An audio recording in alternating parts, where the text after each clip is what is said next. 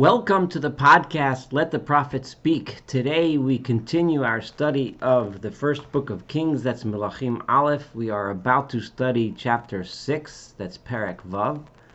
And this chapter deals with the building of the Beit HaMikdash, which is really the culmination of the entire process of the exodus from Egypt, the giving of the Torah at Sinai, the entering of the land, appointing a king, and now securing the peace, securing the land.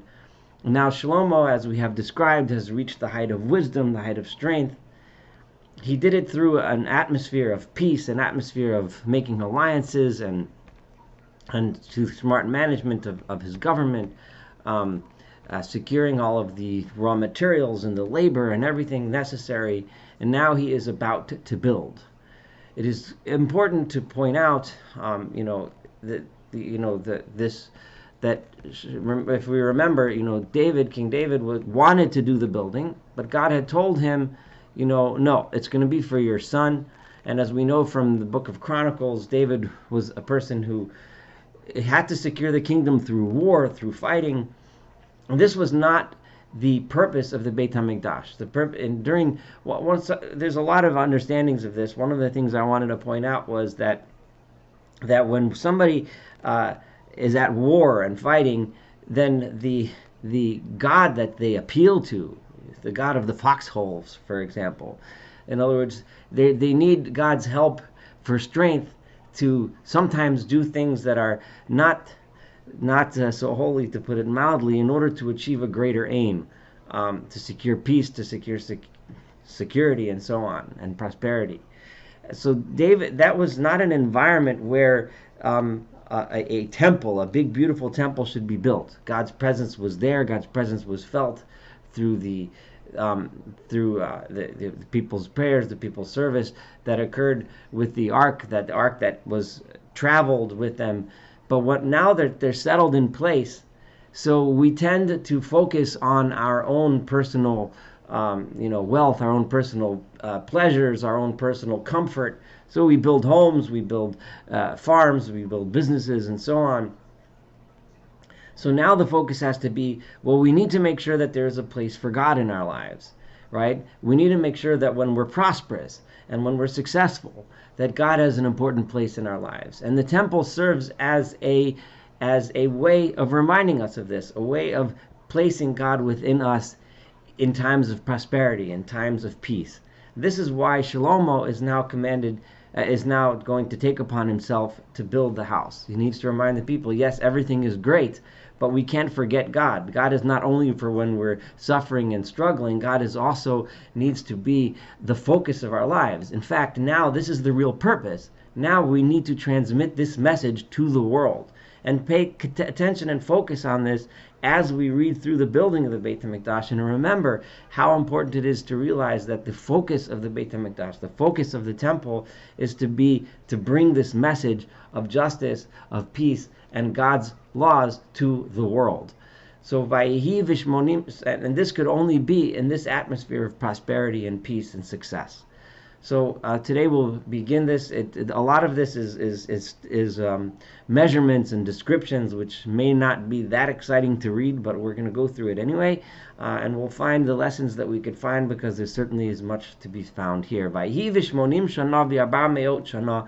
And it was 480 years, Litzeit B'nai Yisrael Me'eretz Mitzrayim, after the people of Israel left the land of Egypt. And it was Bashana HaReviyit, in the fourth year, presumably the fourth year of Solomon's reign, B'chodesh Ziv, in the month of Ziv.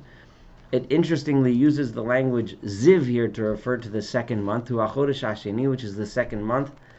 L'mloch Shlomo al Yisrael. This was from meaning the fourth year of Shlomo's reign over Israel. Vayiven habayit la'Adonai, and he built the house, the temple, to God. Now, it's interesting because this is the first time we hear the second month of the year referred to with a name. The name is not the one that we are currently familiar with. We're currently familiar with the names that came about much later in the Persian period, Nisan, Iyar, and so on. So the month that we would call today in Hebrew Iyar is being called, given a name, the month of Ziv. Now, it's unclear why Solomon decided to give the months names all of a sudden. Until now, until this period, the months have always been referred to by numbers: the first month, the second month. Now, it's just something to think about why he decided to name these months. And Ziv here it's probably from the language of Ziv, which means to shine. This is the month of the springtime, the month where the sun begins to shine and flowers begin to blossom and so on. So the word name Ziv would be a very appropriate name for the month. So, and of course, pointing out again what we started with, that the 480 years is listed here as 480 years from when the people of Israel left Egypt, depicting this as the culmination of that process.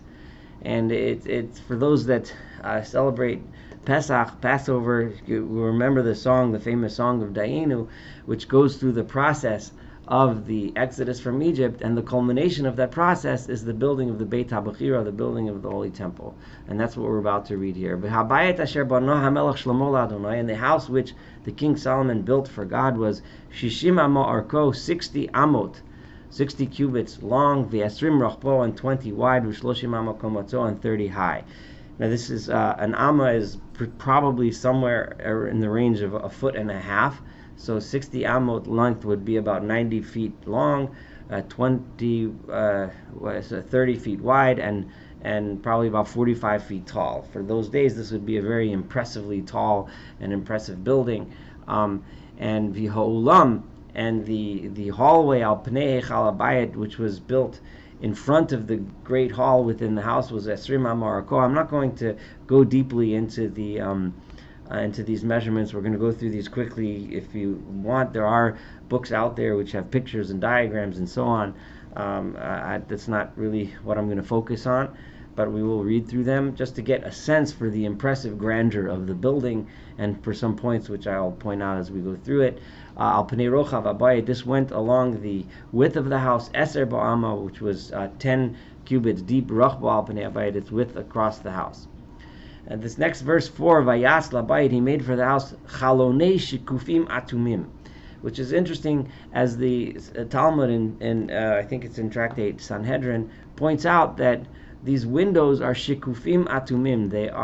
They look outward and they are tighter on the inside. In other words, they focus outward. This is backward from windows that in those days, typically the windows were a thin slit on the outside and then opened as you went in order to project the light inward, to bring sunlight to light inside the building.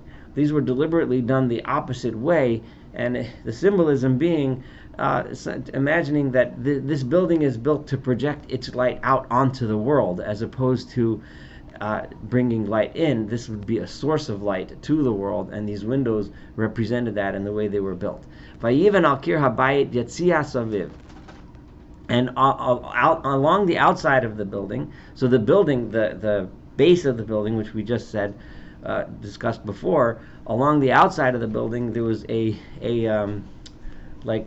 another structure that went along the outside called the Yitzia. Exactly what this is, the commentaries discuss at length.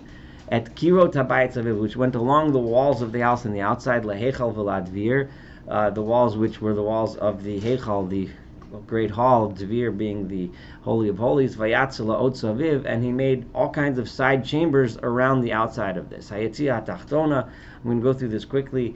The outer part of this Yetzia was Chamesh Ba'ama Rachba, was 5 amot in width, Vatichona Sheish Ba'ama Rachba, and the middle one was 6 amot, Vashlishas, and the third one was Sheva Ba'ama Rachba. These are the measurements of these rooms alongside the outside. Ki Migraot Natan Labayit Saviv Chutza, because he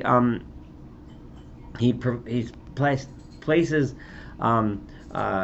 these translated as recesses. I'm not exactly sure how to do this. Were on the outside of the house, so that these outer rooms shouldn't penetrate into the walls, so that the size of the actual building would remain intact. Is an interesting point.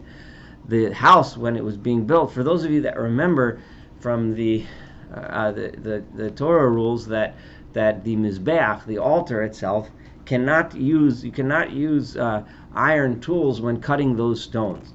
And the reason is because iron is a tool that represents death, that represents weapons, and the altar of God needs to be built with stones that represent life, because the purpose of it is to bring life to the world. Now Shlomo, here Solomon extended that idea to not just the altar, but to the entire building. So the entire building was built with Even Shlema, with whole stones, Mason Nivna, that were completed, built, Umakvot v'hagarzen, kol kli barzal lo nishma b'bayit v'banoto. There wasn't a sound of an axe or a hammer or any kind of saw or any kind of iron tool was not heard at all at the building of this building. So there was not the stones had been, Maso Nivna had been cut at the quarry and brought whole after being cut there. So at the site of the building there wasn't a single iron tool, to represent this idea that not just the altar but the entire building was meant to be a building of life, a building to bring life to the world, not a building meant that would in any way represent death. This is something that Shlomo said on his own. I also wanted to point out that these measurements, we don't know where he got them from. This is different from what we find in the building of the tabernacle in the desert, where God gave Moses the specific dimensions. Here, Shlomo decided these dimensions on his own, and we're not told that he was told how to do this, which gives it a little bit more of a structure that's built by people, by human beings, in the way that they want to build and devote something to God. Pesach Hatzela Hatichona, back to those rooms on the outside, the opening of the middle building, El Kesef Abayis Heimanis, which was on the right side of the house. Uvilulim Ya'alu Al Hatichona, there were these winding staircases that went up through the middle room, and from the middle room up to the third story. So there was several stories. Remember, the building was tall, so these rooms on the outside had different stories with winding staircases going up and down between them. When he built the house and he completed its building, we're going to see this is the first time it says that he completed it. And interestingly, and we'll deal with this soon, the completion happened several times, and it's not clear exactly why it says that, but we'll deal with it as we go through. The first time it seems he finished the basic building of the structure, the basic structure. Vayispon et habayit gevim ushderot ba'arazim, and he paneled the inner part of the house with wooden panels and planks and boards of cedar wood.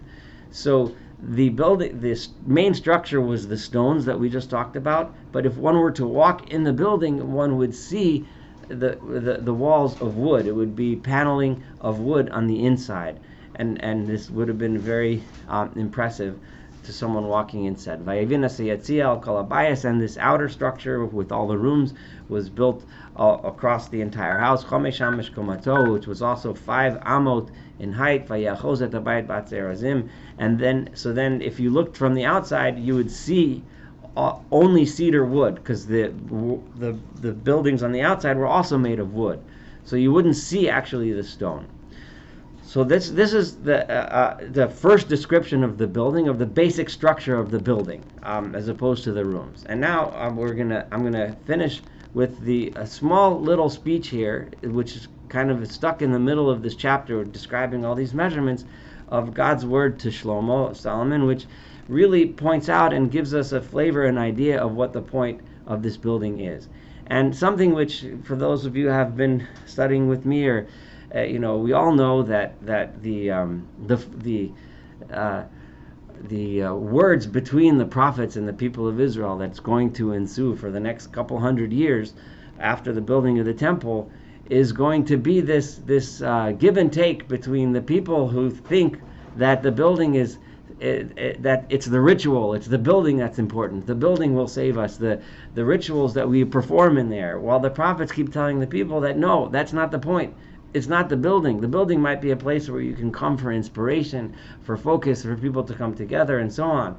But the point is your actions. The point is how you live. The point is what you do. And God makes this very, very clear to Solomon as he's building this grand building. He comes to Solomon to make sure that he understands that this building in and of itself is not a place where I reside. I reside everywhere. What I want from you is for you to keep my laws, to keep my rules, and live the way I'm directing you to live. If you do that, then this house will last. This house will be something important. This house may be a source of inspiration and hopefully bring light to the world. But if you don't behave, if you don't act properly, the house itself is nothing. And this is the message that God reminds Shlomo in the beginning right here. Vayidvar Adonai el Shlomo lemar. The word of God to Solomon was as follows: Habayit hazeh asher ata boneh. This house that you're building, right? In other words, and God makes it clear, asher ata boneh, that you are building. Because you, the people, are building it for me. Remember that emphasis. Shlomo came with these measurements himself. This is the house that Shlomo is building. This is the house that the people are building. So God says, okay, im telech b'chukosai, if you keep my laws, v'es mishpatai ta'aseh, and you keep my commandments, and v'shomarto et kol mitzvosai, and you guard them, lolechet b'hem, to live that way, v'hakimoti et dvarei, and then I will keep my word with you, asher dibarti el David abicha, as I promised David your father. And then v'shochanti, I will reside. God says, not in the house, but betoch b'nei Yisrael, within the people of Israel, v'lo e'ezov et ami Yisrael, and then I will not abandon my nation Israel. God makes it extremely clear that it's among the people that I will reside, not in this house. But this house is fine as long as you live the way you're supposed to live. I will complete here this half of this chapter, and we'll continue chapter 6 in the next podcast. Thank you so much for studying this together with me. Looking forward to studying the rest of chapter 6, the rest of the book of Kings. Have a wonderful day.